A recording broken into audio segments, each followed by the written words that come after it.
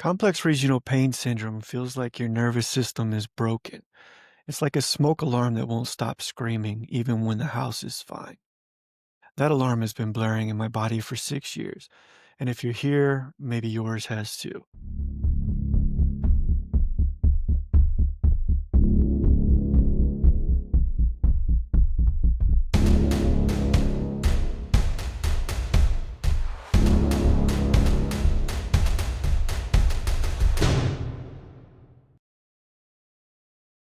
Welcome to Painfully Real, the podcast where invisible pain gets a voice, where your worst days don't define your worth, and where hope isn't just a four-letter word we throw around. It's something we build brick by brick, day by day. I'm Josh, and I've lived through 6 years of what doctors call one of the worst, most painful conditions known to medicine. But here's what they don't tell you. In medical journals, CRPS doesn't just attack your body, it comes for your identity, your relationships, your dreams, and sometimes your will to keep going. But I'm still here, you're still here, and that matters more than you know. See, this isn't a medical podcast. There are plenty of those. This isn't about toxic positivity or miracle cures. This is about the messy, complicated, beautiful truth of building a life worth living when pain becomes your unwelcome roommate. Today's episode is a little personal. It's my story. Not because I think I'm special, but because I know you need to hear that someone else has walked this path, found their way to something that looks like joy. Let me take you back to 2019. I was a sheriff's deputy, strong, dependable, and the guy who ran towards the chaos when everyone else backed up. I worked 60-hour weeks, trained hard in the gym, hiked on weekends, and didn't think twice about whether my body could keep up. I was my physical strength. It was part of my identity, part of my job. Then came the shift that changed everything. We got a code in the jail. I was sprinting down a concrete stairwell, boots pounding. Adrenaline was high, just like 100 times before. But this time something felt off. I felt a sharp pain in my calf and ankle. I didn't know it yet, but I had torn my Achilles. A vertical tear, clean and deep. But in that moment, there wasn't time to stop. I finished responding to the code, ended up working my entire shift, worked the next night also, because that's what you do when you're wired to serve, when you're trained to push through. The pain continuously got worse. I went in for evaluation and soon after surgery. Everyone said it was straightforward. Fix the tear, rest, recover, and I'd be back to duty in a few months. But that's not what happened. Within 48 hours of surgery, something felt wrong. My foot wasn't just healing slowly, it was revolting. It burned like fire, then went ice cold. The skin changed colors like a warning signal, red, then pale. They were bruised purple. It swelled, throbbed, and pulsed like it had a heartbeat of its own. I kept trying to rationalize it. Maybe it was the healing process. Maybe I was just overreacting. I'd finished an entire shift with a torn Achilles. I thought I could walk this off too. But here's what I didn't know yet. This wasn't a normal recovery. My nervous system had gone haywire. The alarm bells never shut off. I had no clue I was standing at the beginning of something called complex regional pain syndrome.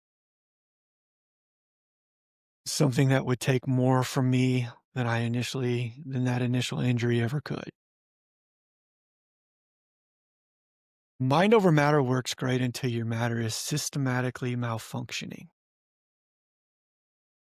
What followed for me was 6 months of medical ping pong, doctor to specialist to surgeon to neurologist, each appointment a masterclass in frustration.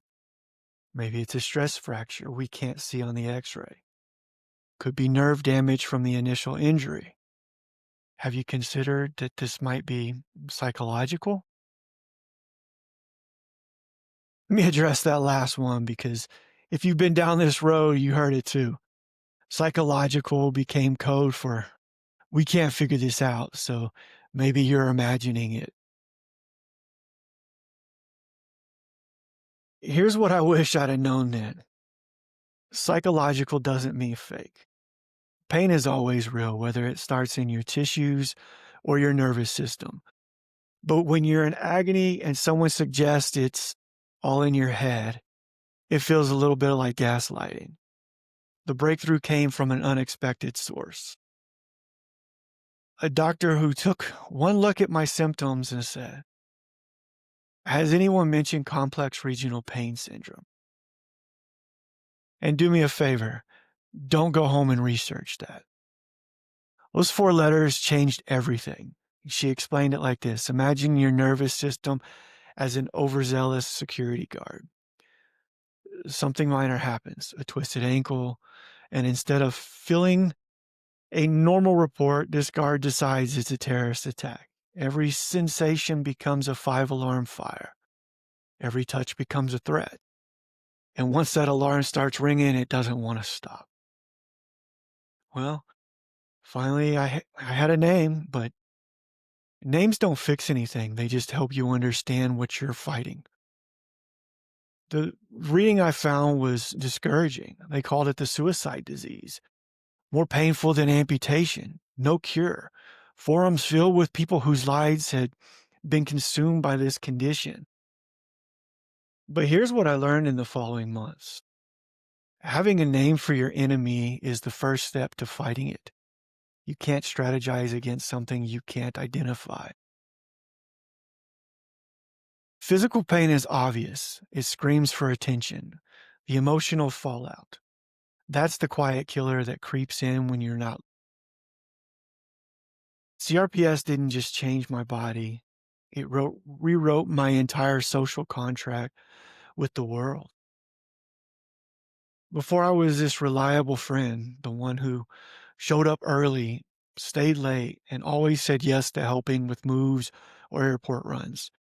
My identity was built on being dependable, strong, unshakable. Suddenly, I couldn't depend on my own body from one day to the next. How could anyone else depend on me? Cancellations started slowly. "Sorry, my foot's acting up." Then more frequently, "I don't think I can make it." Then eventually the invitations stopped coming. There's a special kind of loneliness that comes with invisible illness. You look fine, so people expect you to be fine. When you're not, they get confused, then frustrated, and then they become absent. I remember sitting in my house on a Saturday night scrolling through Instagram stories of friends at dinner, the dinner I was supposed to attend but canceled because standing in a restaurant felt impossible, and thinking, I am disappearing. I'm becoming irrelevant. The grief was one of the hardest parts. Grieving the person I used to be while that person was still technically alive is like being at your own funeral, except everyone expects you to keep showing up to work on Monday. Some nights I'd lie in bed running through a mental inventory of everything CRPS had taken. My weekend hikes, my ability to stand and cook elaborate meals, dancing at weddings, walking my dog around the block without calculating the cost. I'm going to be honest about something I rarely talk about publicly. There were dark nights when I wondered if this was it, if this was all my life would be now.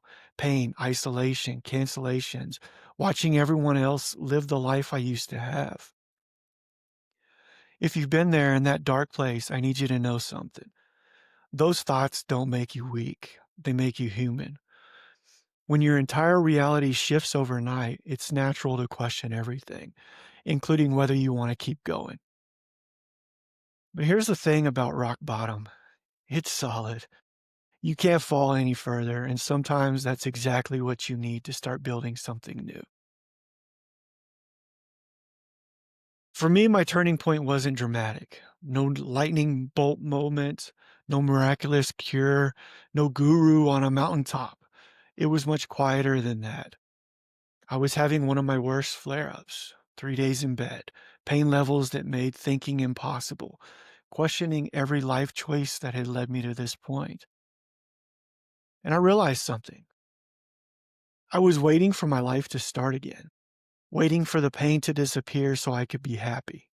Was waiting for a cure so I could make plans, waiting for normal to return. But what if it didn't? What if this was my new normal? Was I prepared to put my entire life on hold indefinitely?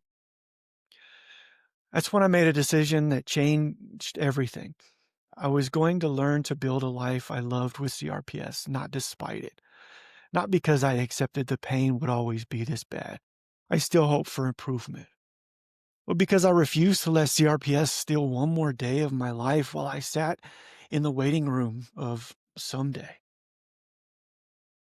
See, I started small, stupidly small. On good days, I'd walk to the mailbox and call it a victory. On bad days, I'd make my bed and count it as an accomplishment. I stopped measuring myself against who I used to be and started measuring against who I was yesterday. And slowly, real slow, I almost missed it. Something shifted. Not the pain, that was still there, but my relationship with my life. My sense of agency, my belief of joy was still possible. I started this podcast because of that shift, because I know there are people out there sitting in their own dark nights, wondering if life can be good again when it looks nothing like it used to. The answer is yes, it can be good again. Different, but it can still be good. When I was newly diagnosed, I consumed every piece of CRPS content I could find. Forums, articles, YouTube videos, support groups, and I noticed something troubling. Most conversations fell into two categories. It was either toxic positivity, just think positive and you'll heal, or complete despair. This condition ruins everything. Both of those narratives are incomplete. Positive thinking alone doesn't require a malfunctioning nervous system. But despair doesn't have to be the only alternative. There's a third option, radical honesty paired with stubborn hope. That's what painfully real is about. It's acknowledgement without surrender. It's saying, yes, this is hard, and no, it's not the end of your story. If you're listening to this and you're newly diagnosed, overwhelmed, you're scared, I want you to know that everything you're feeling is valid. The fear, the anger, the grief, it's all normal. You're not broken for struggling with something that's this big. If you've been living with chronic pain for years and you're tired, soul deep tired, I see you. Your fight isn't invisible to me. Your strength in simply continuing to exist is extraordinary, even if no one's told you that recently. And if you're supporting someone with CRPS or chronic pain and you don't know what to say or how to help, thank you for listening. Understanding starts with hearing, and hearing starts with showing up. Here's what I want you to take away from today's episode. Your story isn't over, it's changing. Maybe it's in ways you never wanted or expected, but your story's not over. You are more resilient than you know. You are fighting harder than anyone sees, and you are worthy of a life that brings you joy, even if that life looks different than you planned. In our next episode, we're going deeper into what CRPS actually feels like. Not the sanitized medical description, but the lived experience. The sensory chaos, the unpredictability, and why, but you look fine, is the most frustrating phrase in the English language. Before you go, if this episode resonated with you, please share it. Not because I need downloads, but because someone in your network may need to hear that they're not alone in this fight. Take care of yourselves. Be patient with your healing. And remember, you're not just surviving this. You're learning to thrive with it. I'm Josh, and this is Painfully Real.